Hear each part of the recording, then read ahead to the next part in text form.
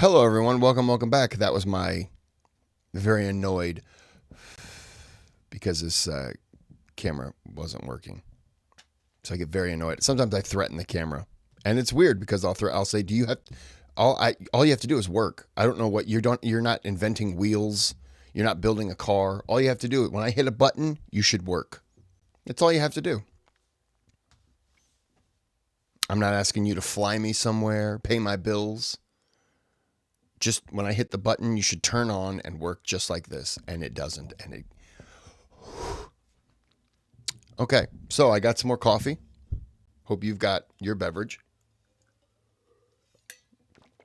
I almost killed myself with coffee. Had to do another video. Took a little break. We're back with this one. It's a little bit later, as you see. How did Islam become a global religion? This was requested. This is part 2. You can click that thumbs up. Helps me out. Subscribe to the channel if you like the content.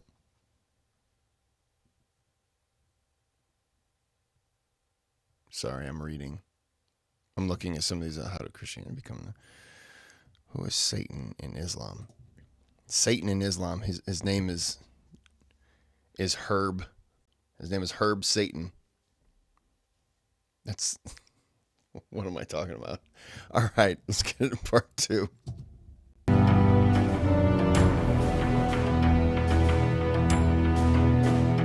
In Central Asia, a semi-nomadic Turkic tribe called the Seljuks converts to Islam under the guidance of their leader, Seljuk Beg.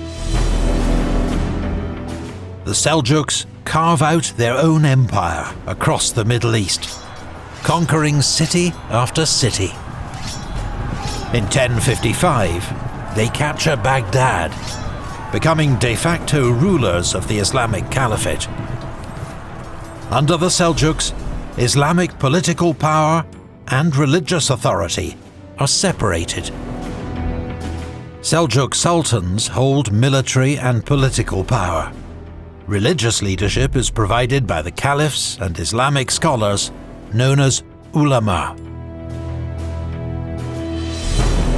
In 1071, Seljuk Sultan Alp Arslan defeats the Byzantine Empire at Manzikert, paving the way for Muslim conquest of Anatolia.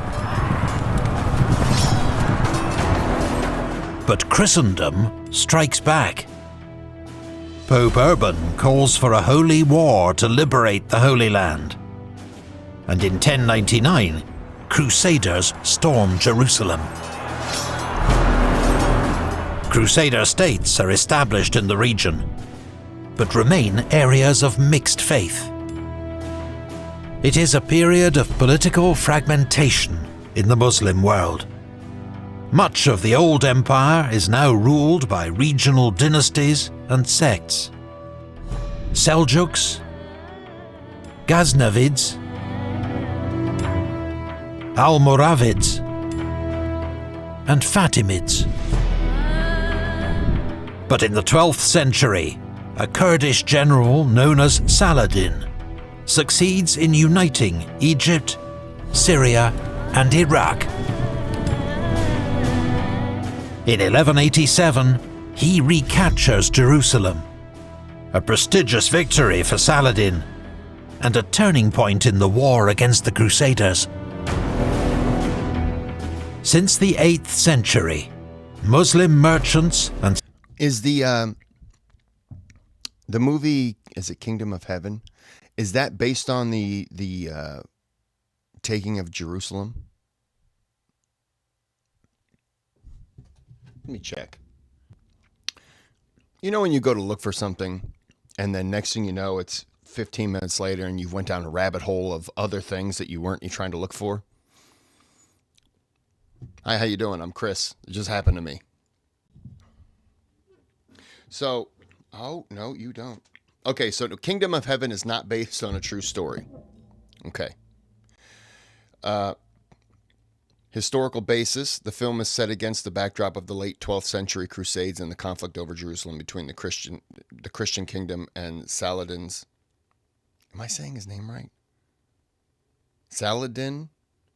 Saladin's Muslim forces. Okay, so kind of, sort of, but not really. Okay, that's all I need to know. Sufi mystics have travelled the Silk Roads, deep into Central and Eastern Asia. I just tell you right now, I don't know why the Silk Roads were ever effective. How are you going to get a horse and all that stuff over those roads? They're so soft. Probably just like if it rains, they're not solid. Have you ever tried to walk on silk? It's no good. What a terrible joke. It entertained me.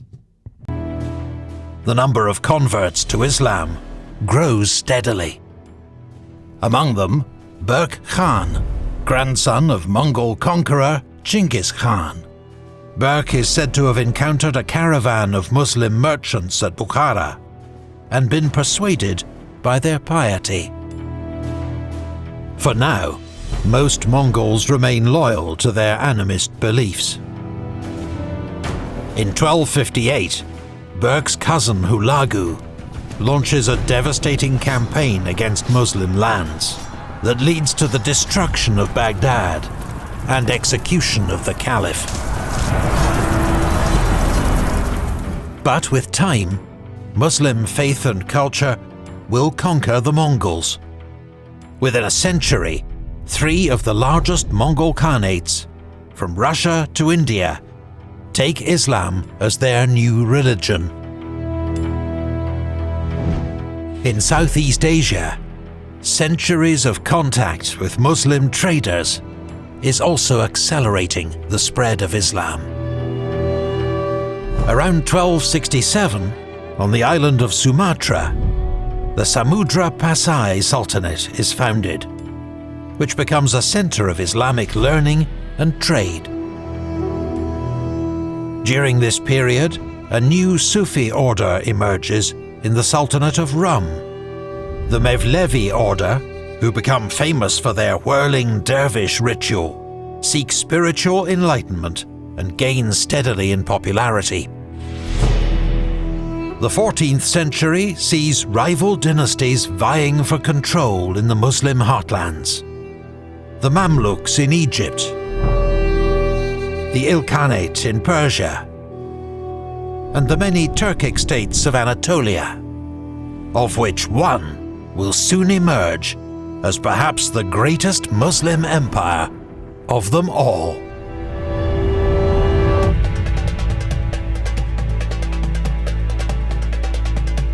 I've never heard of the Ottomans. The 1300s see the dawn of a mighty new Muslim empire. Osman I rules a small Turkic state in northwest Anatolia. Through a series of stunning conquests, his successors forged the Ottoman Empire in modern Turkey. The Ottomans later advance into the Balkans, conquering Bulgaria, Serbia, and Bosnia. Over time, many locals convert to Islam, attracted by economic benefits, legal privileges, and roles in Ottoman government. In 1453, Sultan Mehmet II conquers Constantinople. The former heart of the Eastern Roman Empire and of Orthodox Christianity becomes an Islamic Ottoman capital. In Southeast Asia, Islam's influence continues to alter the religious landscape. The ruler of Malacca converts in 1414. He takes the title Sultan Iskandar Shah and makes Islam the state religion. Through commerce and alliances, the new sultanate helps Islam to spread further in the region. In 1478, the Demak Sultanate emerges as the first major Muslim state in Java. Meanwhile, in Europe, Granada, the last Muslim stronghold in Iberia, falls to Christian forces in 1492. It marks the end of almost 8 centuries of Muslim rule in Spain. Spanish Muslims and Jews face forced conversion to Catholicism and ultimately expulsion. In 1501, Shah Ismail I conquers Persia. He is the founder of the Safavid dynasty and declares 12-er Shi'ism the new state religion. It is why today Iran is an overwhelmingly Shia country. In 1517, Ottoman Sultan Selim I conquers Egypt and the Hejaz. He now controls Islam's two holiest sites, at Mecca and Medina, and declares himself the new Caliph. The title will be held by Ottoman sultans for the next 400 years. In 1526, Babur, a descendant of Chinggis Khan, defeats the Delhi Sultanate. He lays the foundations of the Muslim Mughal Empire that will rule over much of India and its Hindu majority for the next 2 centuries. But elsewhere, there are signs that Muslim power is beginning to wane. The Russians defeat the Khanates of Kazan, Astrakhan, and Sibir, while Ottoman naval power suffers a first major check at the Battle of Lepanto. The high water mark of Ottoman expansion comes a century later at the failed siege of Vienna. From around this point on, the two great Muslim empires, the Ottoman and Mughal, find themselves increasingly challenged by internal divisions and external foes. In 18th century Arabia, the reformist Wahhabi movement is born. Characterized by suspicion of many traditional Islamic beliefs and practices. It acquires political influence through alliance with the Al Saud family, rulers of the first Saudi state. The 19th century is an age of rampant European colonialism. Its targets include several Muslim countries, such as Algeria, Libya, Egypt, and Sudan. In several places, Islam becomes a powerful aspect of resistance to Christian colonizers. Colonialism also contributes to the birth of a new fundamentalist movement, Salafism, which seeks a return to the practices of the early Muslim community. Some of its followers will turn to armed jihad to challenge those it sees as occupiers and oppressors of Muslims.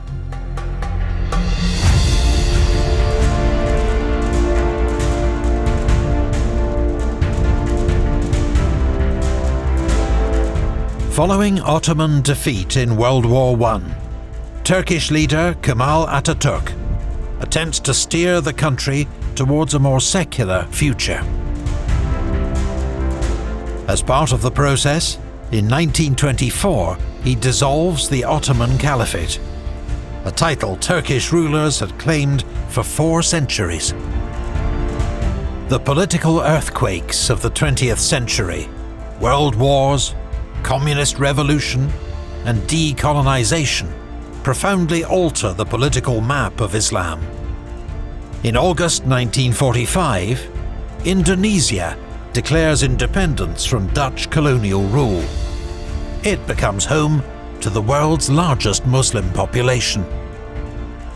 As the British Empire recedes, it leaves behind new divisions. In 1947, the partition of India creates the Muslim majority states of West and East Pakistan, which later becomes Bangladesh. In 1948, the new Jewish state of Israel is founded, in what had been British Mandate Palestine. Boo. In 1979, the Iranian Revolution overthrows the Shah and establishes a Shia Islamic Republic, led by Ayatollah Khomeini. In the late 20th century, historic colonial ties and economic migration lead to the growth of Muslim communities across Western Europe and North America. Muslims become an integral part of the Western cultural landscape. Just as on the global stage, dangerous new tensions emerge. In 2001, a militant Islamic network called Al-Qaeda attacks the Twin Towers in New York. Suddenly, across much of the West, Islam is seen as a threat, vilified by some media and politicians.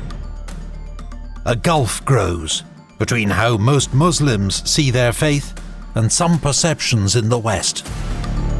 Tensions between religious and political extremists persist in the West to the present day. There have also been serious conflicts between the state and some Muslim groups in Russia, Myanmar,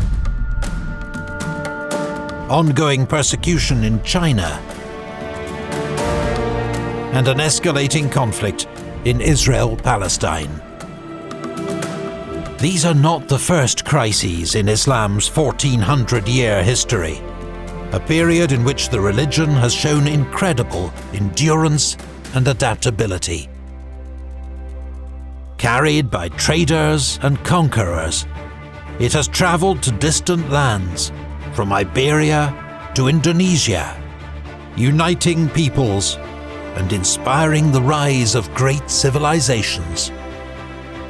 Whether seen through the lens of faith or history, the rise of Islam is one of the most remarkable journeys in our collective past. Its legacy lives on in the 1.9 billion Muslims on Earth today. Do you enjoy epic history? That was good. That was pretty good. Okay. I did like the end.